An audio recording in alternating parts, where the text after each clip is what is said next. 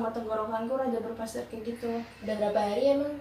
Aku udah sakit nih 4 hari sih. Pas hari kedua aku demam, tapi pas hari ketiganya aku nggak demam lagi. Terus gejala lain kayak nyeri dada sama telingamu sakit nggak?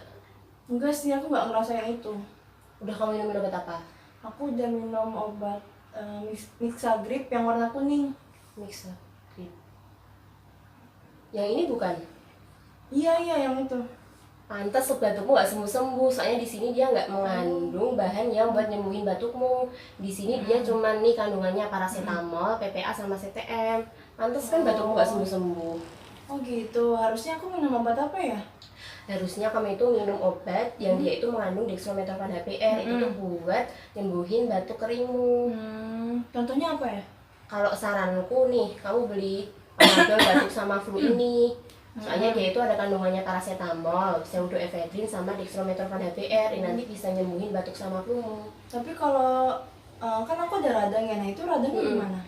Kalau radang sih aku saranin kamu beli Degirol. Itu soalnya dia kandungannya ada dequolinum klorida.